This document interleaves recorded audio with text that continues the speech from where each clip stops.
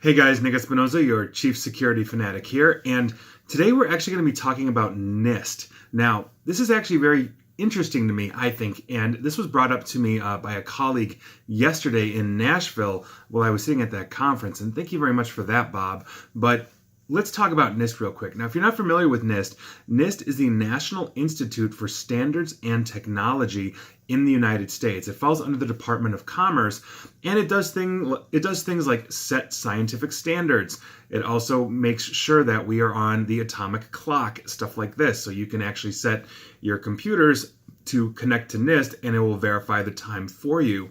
This kind of stuff. They also have radio broadcasts since World War II that literally tell you the exact time on the planet. So NIST has been around for quite some time.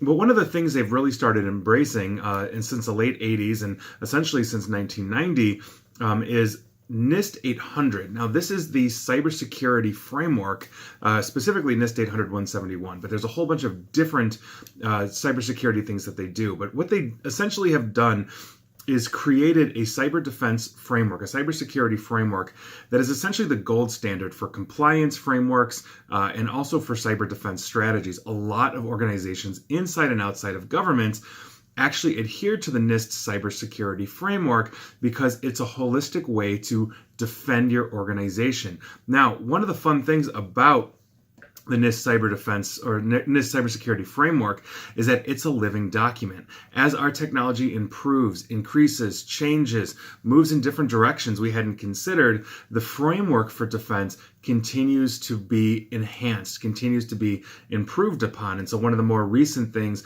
that NIST has really been diving into in the last few years is things like supply chain hacking, because we've seen quite a bit of supply chain hacking come up. So basically you're hitting one of your suppliers and the supplier gets hit and they hit upstream or downstream of your supply chain, etc.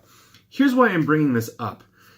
Basically, the government is reducing the budget for NIST by quite a bit. They're actually slashing it by 1/3, which is not good for both the science, technology, and cybersecurity industry, because they're essentially reducing cost and they're possibly reducing people as well. Now, where our cybersecurity framework falls under is the National Technical Information Service.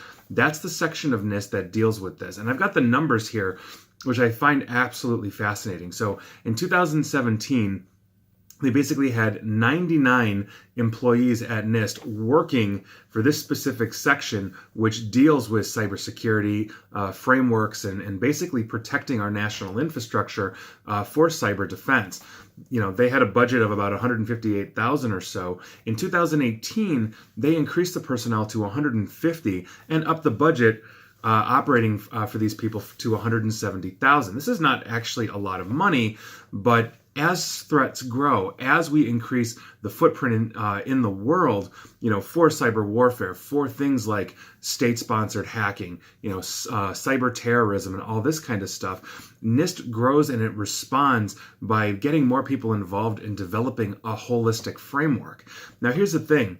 The projected budget for 2019 keeps the personnel in place, but it lowers the operating budget by literally $35,000. I mean, that is not a insignificant sum when we are talking about a finite amount of budget with which to be researching and developing a cyber defense framework.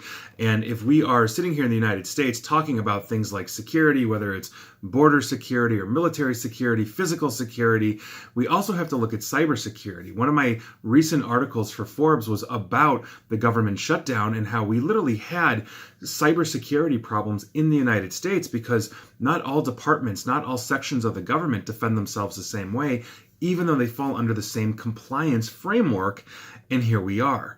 And so if we are looking at NIST and we are defunding NIST, we are essentially hindering our ability possibly to effectively continue to create a cybersecurity framework that is not going to just defend you, me, and our corporations, but also our government as well against foreign threats. And I think that's a big issue that we're not talking about. Not to mention the fact that the government has also said, specifically under the Trump administration and the budget and all that they would like to start shutting things down, like the radio stations that actually broadcast the time. And I'm wondering what that's going to do to a lot of infrastructure. Many IT directors and cybersecurity personnel basically use NIST's NTP server. That's the time protocol server to sync clocks. And if that's gone, we're going to have to reconfigure and reprogram a lot of infrastructure as well, not to mention everything that I just mentioned. So that is your news of the day. I think it's actually kind of an important thing, and I really hope you guys spread the word for this, because if there's one thing that we should be investing in, especially if it's security,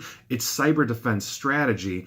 And NIST 800-171, the cybersecurity framework that is essentially the gold standard in the United States right now. And there are other frameworks as well, like CSA, etc. But NIST is the core, and it's been around since 1990, and it's continued to improve on itself. And if we lose that, I think that puts us at a serious disadvantage globally. So take that for what it's worth, but that is your news of the day. And please like, share, follow me here on Facebook and Twitter at NickAESP. And as always, stay safe and stay online. Thanks, guys.